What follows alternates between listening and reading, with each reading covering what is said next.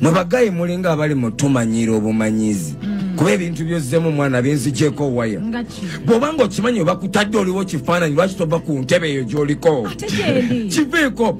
Kati genda ogamba president anzijeyo kusinze nedda. Tosobola gaana. Vaayo ogambe kino sikyagala okubeera ng'ekisiikirize. Alien Skin abiganye ebyokwegatta mu Federation y'abayimbi. Alien Skin agamba ye ng'omuntu asobola okwekolera amateeka agage agamufuga. N'abawa amagezi abayimbi abali mu Federation nti bw'obanga weetaaga amateeka agafuga music wo oba gwenyini ng'omuntu agakwatako oba teweetaaga mu kuŋŋaanya kibinja ky'abantu nti mukwatagane mubeere kinaana gavumenti bateekemu ensimbi era nga yeebuuza nti kati ensimbi gavumenti zebateekamu zaaki mugenda zigabana bugabanyi nti kibe nga kibayambye okukola amateeka agabafuga oba singa nvayo neŋŋamba nti nno nze interview yange njitunda gwe mwembi bwe yanooseka kitegeeza copyright netandika ddi nze nza okugamba nze copyright wange ekola nga nze omuntu ekineetagisa kola ttiimu boy kunnwanirako negwe kitandikeko owulira tekyetagisa ate kati spice kwegatta abantu nga kinaana gavumenti ebayo ne kasente ate no, listen, I'll talk for myself. Sifuna akose ne mu government, sikena confederation ifuna sente za government. Nengo chimanyi no federation wali okubaka. Simanyi kuba sizifuna nga. Tegeza obera atula ku ntebe ekiwa abango omukuba mu federation. Alien Skin agamba nti yo omuntu omu asobola okwetaba etteeka n'agamba nti omuntu yenna aneetaagako interview ow'amawulire interview yange eba yakusasulira n'abuuza nti mu abayimbi abali mu federation ki ekyabalimu okubaga amateeka agammwe agabafuga musooke mudde ku nsimbi y'omuwi w'omusolo mukuŋŋaanye ekibinja ky'abantu nti mwetaaga obuyambi bwa gavumenti n'ababuuza nti gavumenti ekiyingiriramu wa ekya music wa Uganda. Spice Dana yabadde akiikirira aba federation kubanga y'omu ku bamyuka president Eddie Kenzo. Spice Dana mu kumukunya ennyo mu studio avuddeko n'atabuka n'agamba nti nange mwennyini wadde ndi mumyuka wa president naye nange simanyi kigendererwa kya federation kubanga ngenda bugenzi n'ekyabangi kye baasalawo. Bamubuuziza ebibuuzo bimulemye okwanukula. Tamanyi kitambula olira kati binono by'amagezimu babakira ki olira bino anti nange kyembuuza kubanga budget ya fuluma bagenda lwalira nenga budget yalaga kuliko okubakayo tulina abantu bangi abali muffe you get abangi nnyo naye nga mu bonna they are using artists okuyisaawo ebiki.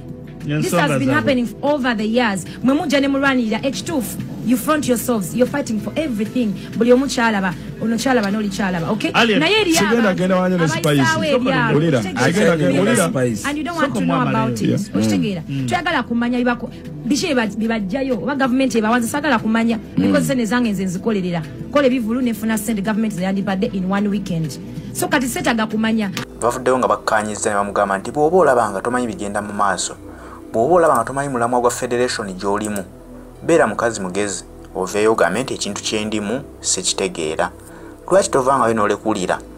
Avuddeyo nga bagamba nti eri federation si kabiina kanniigiina si buli muntu nti w'oyagalidde ofuluma kitegeeza nti federation kibiina kikake bukasi nti babakako okuyingira ne babateekako amateeka nti ayingire tolina kufuluma. Bibuuzo byewuunyisa naye nga omuntu bw'akugamba nti be bamu ku bali ku lukiiko olukulembera ttiimu naye nga naye tamanyi mateeka ga ttiimu gy'alimu agagifuga nga naye bamufugira muli munda weewuunya ebyobufuzi bya Uganda kubanga kati ekyo ekibiina kya federation y'abayimbi tukitwale nti bagiteekawo lwa byabufuzi era n'abagikulira bagirimu nga bamanyi nti baagala just kufugiramu bayimbi bannaabwe. Bw'oterawo etteeka n'ogamba nti omuntu bw'ogiyingira tomala gafuluma olina okugoberera emitendera egikukkiriza okufuluma tulaba nti kiba kyewuunyisa. I think answer ya spice okuvayo kale sikabina mbu kanigi nambo oyingira bw'ofuluma kyogamba kalinga maje people have voted into kalinga maje oba ogenda kuvayo moyo power oyina ebintu byoyitamu nga bakuteekayo butesi nga ngamba tanga okuvayo ne bwenvaayo nga vice I can still stay wembanga nzikirizigana ne kuba spice takiriza bayinza nsaba okkiriza kino tukikomye waneno lirako temusobola spice nabagambye naye obuvunaanyizibwa butisa omuntu omutuufu gwe gwenda osoya kenzo omutya ante era naye bw'anajja kati ono tumusooka tumuleka ye alabise as a vice president who does not know what is happening mu federation, do you have plans of leaving? Me? Yes. In case chikedde nze nentegeera nti intentions ze batuyitira ku federation size ezimu nezange njavaayo and I will come here and tell you. What are the intentions of federation? Nze ndowooza sizo olowooza ze bakugamba because wantu tuli ku ndowooza tell me nze tewataga kumbuulira kyenina kubeera mu industry oba kyengwana bw'atyo mukazi watu Spice Diana bimulemye okunnyonnyola era nebimukalira ku matama wabula ali enskin ng'omusajja omugezigezi agenza okulaba mukazi watu agenda kukaabira mu studio n'asalawo n'agamba nti kati ffe tukuleke bitwetaaga okumanya ku federation tulina okubibuuza oyo pulezidenti wammwe tumubuuze n'ensonga nti lwaki abamyuka bo tebamanya ku bigenda mu maaso mu federation, lwaki abamyuka bo tebamanyi mulamwa federation kwetambulira.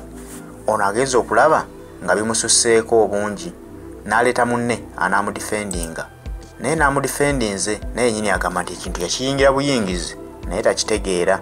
Babuze kata Bibabugumye mu studio naye embeera bweti bwebadde naawe gyerabireko otegeere nti wamma ebintu bya Uganda byo bisobera omuntu obeera mu kintu ngera nawe okyenyumiririzaamu naye nga tomanyi ntandikwa yakyo nankomerero gye kigenda kukomekkerereza. Wuliriza embeera bwebadde mu studio wakati wa Alien Skin ne Spice Diana. kyesigenda kukola kiri bwe kiti nkutegedde gy'olaga kati kansoke entangaze balengako wali before copyright mukakiiko otegedde my point mubaamu committee mu committee kati gwe mu committee esooka obeesembayo esooka era yasooka yagendamu everyone thinking we are doing kati kankole bwe bati sigenda kugenda nnyo mu maaso ne Spice kuba mukazi okitegedde bwe naagenda nembikulako kubiri mbanga agenda okulabisa kati netaaga nengasimbaganamu ne pulezidenti wa federation okitegedde kati tetugendayo wala nnyo kati copyright eri bweti nze alien sinza asobotereza industry kuba kubali onyinza obbanza omu kubasembyeyo bw'abanga bwebweni abaddewo ne Bekulu ne Kamiliyoni nga kiremeredde nga ate ensi batunulidde nti babig thiri batereza endongo teza sinenyezebwa okitegeera naye ate waliwo ebeera ebikusike okutereeza ekintu kyetaaga tekusasulwa waba okyosaddaaka kitegedde bw'obanga omwembi aliko oyaga copyright ekole ng'ate gwe mwenyini okyakwata olimba n'osasula ku radio bazanya olimba olwa TV copyright eneekola ddi then onaakyuka ddi n'ogamba wa TV nti kati nsasula. Mbadde mbozza ekibuuzo olowooza zino ssente ze baagala okubaka mu gavumenti bazibakira bonga bo baziryeko oba bazibakira kati ndako kale anti ngambye sigenda genda nnyo n'ono naye singa mba nfunye siransi nga simbaganeko n'oyo alina manifesito eyo abajja tunnyonnyola agenda kujja zikwata aweeyo bafaani kanzire wa Spice nga vice president Spice kansokenza temumusoya nnyo newe munsoya. No, it's just a question.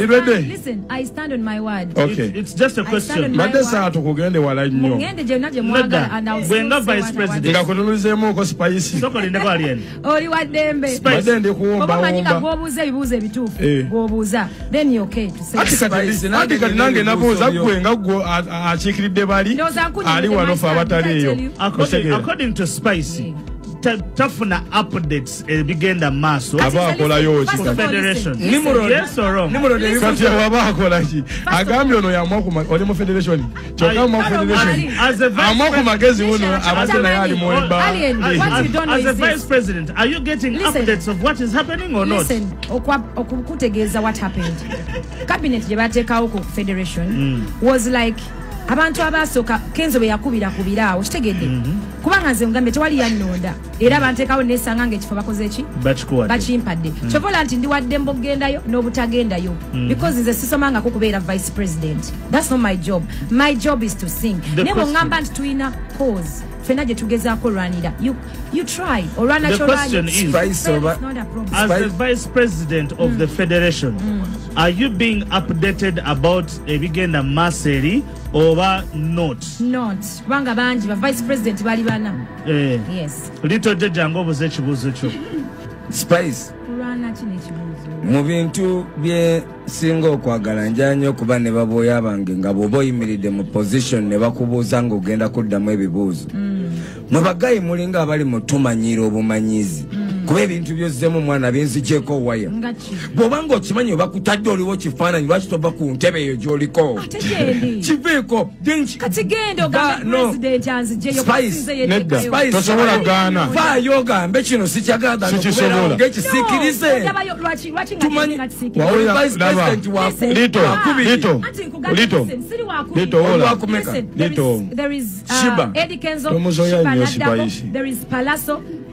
bavaisi bali bana bapresident bali bameka Kenzo ngame naye vice oba ne Kenzo vice Kenzo naye vice kati olakali akantu buboneke yagamba nti bakwesa bannabo balwanira entalo kati kitegeeza Kenzo ali collecting numbers kuba na vice tomanyi kyayisaawo nomulala vice munaja gamba nange simanyi balonda bulungi kitegeeza temulina busobozi anti kyoyogedde nga gwe kitulaze ffe tuli bagezigezi nti nomulala vice omulala ajja kuba wona osanga vice omulala mubuuza akugambe lwaki tumulabe ndi mane federation Spice obedde bakubuuza